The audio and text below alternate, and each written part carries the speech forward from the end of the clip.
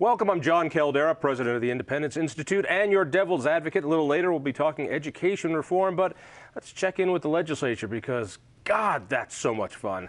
From the Denver Post, John Frank, welcome.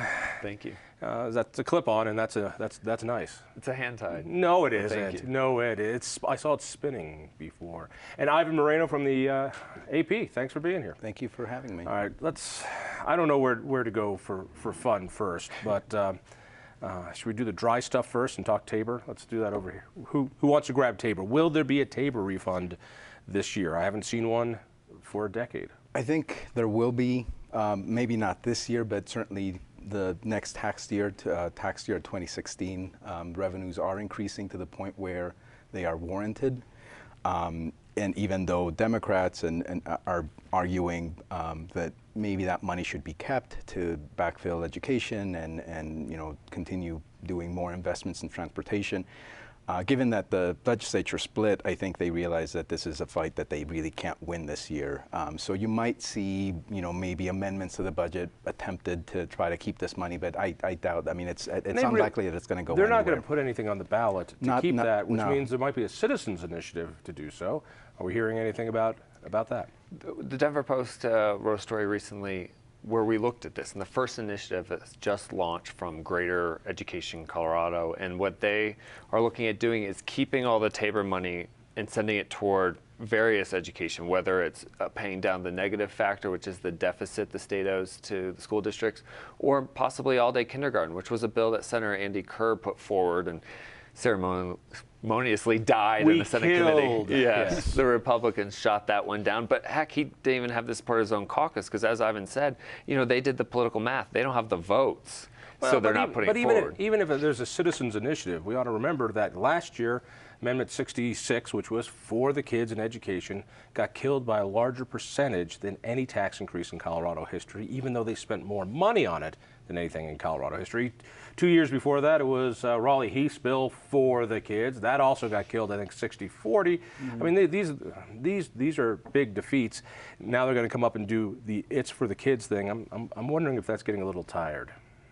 It all depends on how you frame it. I mean, it's for the kids. Exactly. I mean, we can game out both political sides here. The Amendment 66, those supporters said that failed because it was a tax hike, as you've pointed out many a time. And this one would be different because it's a Tabor refund. And what they're trying to say is, your refund could be $10, $20. Do you want to keep that? Do you want your $20, or do you want to put it toward the greater good? And so that's kind of the rhetoric setting up What you here. youngins don't remember, back when you were in kindergarten, we had Referendum C 10 years ago, and that was more than just a debrucing. That was more than just getting your refund back. It pumped up the level of the ceiling. And because of that, we've paid $10 billion more over the last decade than if Ref C didn't pass. Most of that, not just giving it back, but because of that hike in the ceiling. That's $2,000 per every man, woman, and child. And so I'm wondering what they'll say is a pizza. Yeah, it's always a pizza. But what a pizza for one person is a new pair of shoes someplace else. I think, regardless, though, of how much it is and for what purpose it's going to be, or education, I think that there is a sense from lawmakers that people just kind of distrust that the money is going to be spent for what it's being pitched for. So there's also that aspect to it, not just, if it's $20 or $100 or it's going to be for the kids, are you really going to be spending it on that? I mean, and whether that skepticism is warranted or not, I think it's there. That's another lesson from Referendum C, which a third was to go to higher ed, a third to lower ed, and a third to social services. That third to higher ed never materialized. Actually, from Ref C, they gave a third more, and then they backdoored, pulled out another third. Let's keep rolling with this. A Parents' Bill of Rights. Where is this coming from?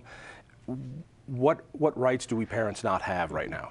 This is a Senate bill. The sponsor is Tim Neville, and it's co-sponsored by a number of Republicans. It's one of the handful of partisan measures we've seen in the Senate so far that have sparked big fights with Democrats. What this bill would do, according to the sponsors, is essentially get government out of the way. Allow parents to decide what their students learn in school, allow them to dictate what kind of health care they receive. At the core of this bill, when you cut through all the political rhetoric, what it would do is it would not allow teenagers to get birth control without parental approval, which is a move we've seen in a number of other states.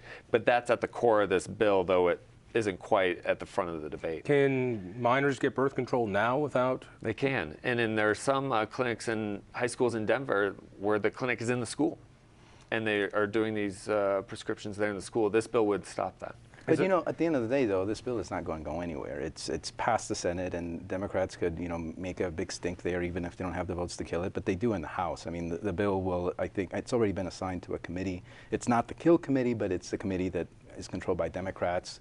Democrats universally dislike this bill, so I mean, it's dead in a couple of weeks. So. But it's fun.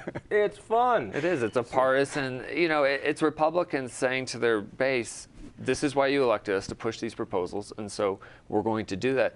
The tough part is what that means a year and a half from now, when, you know, they're up for re-election and some of these words come back to haunt them, as they do every election cycle. Well, another one of those is a gun bill. Now, the House just killed 6, I think, pro-gun bills to try to roll back what the legislature did a few years ago.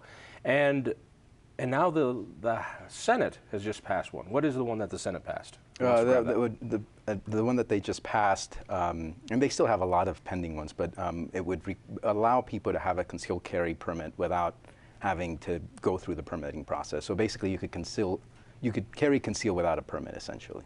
This is what they do in Vermont and a few other states. That if you're legal to own a gun, you're legal to carry it concealed. You don't need a permit. Yeah. This is going nowhere either. No. Can we agree on this? Yes. But it's nice.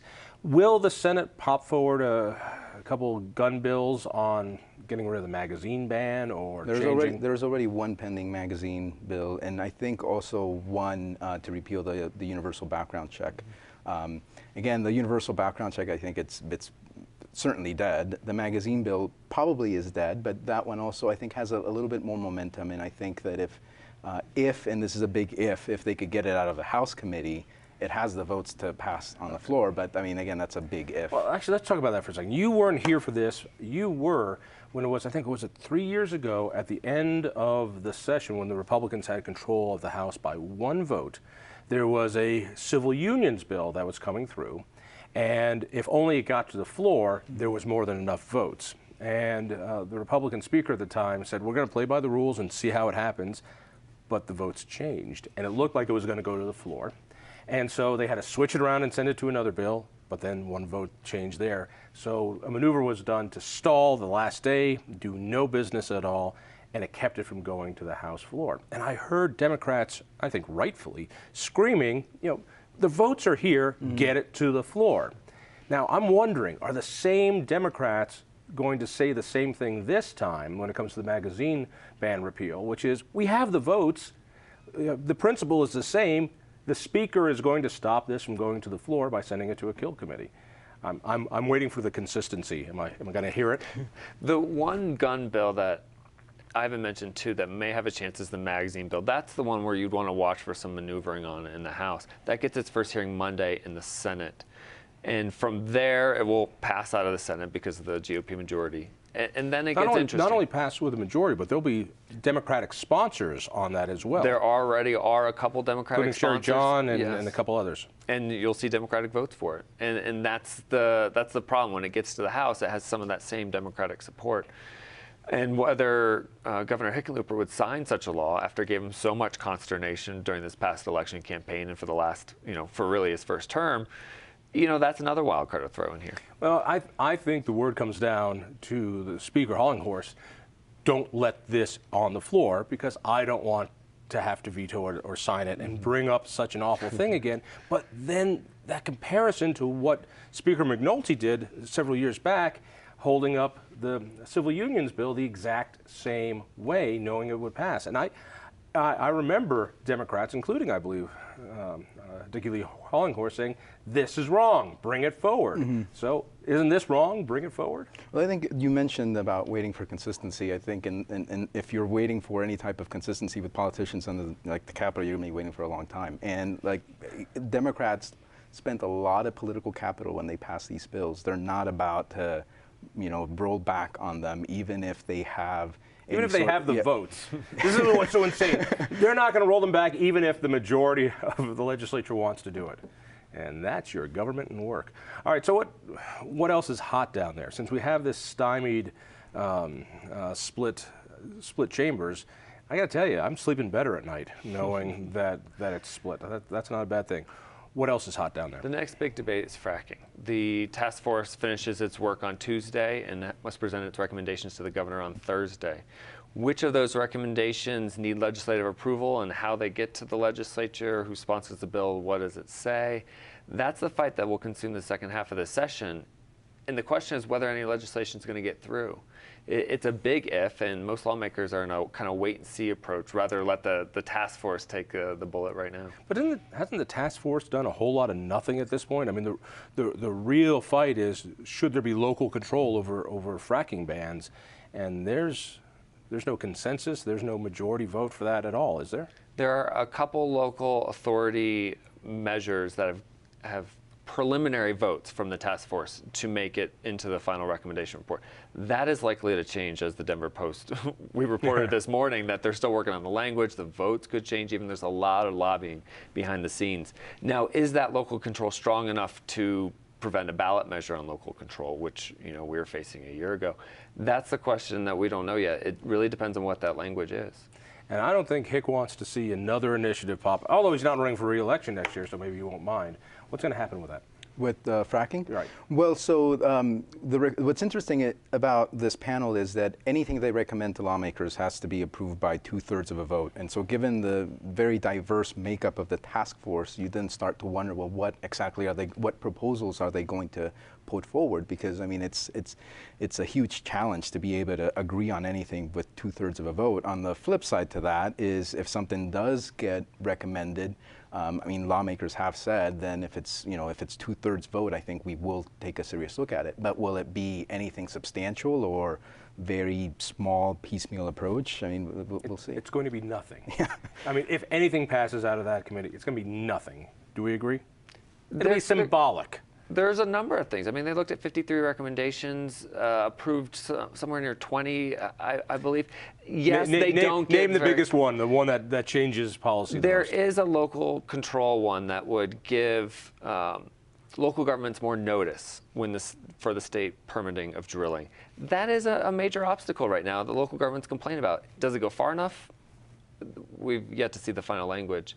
But there are other majority votes coming out of this committee that will be interesting to see if lawmakers pick up on them. This is where, one side or the other is, against each other. It didn't get the required 2/3, but we could still see it in legislation, and that's where some of the meatier ones and the real fights will be. And it will go nowhere because we didn't have the fight last year. An agreement? I don't see the Republican Senate agreeing to anything on fracking. I think you're right. I think both sides are pretty entrenched in their positions. So even if something gets out of the House or the Senate or vice versa, I think both sides are pretty locked down. We'll check on it later. Ivan, thank you. Jon, thank you. Stay tuned.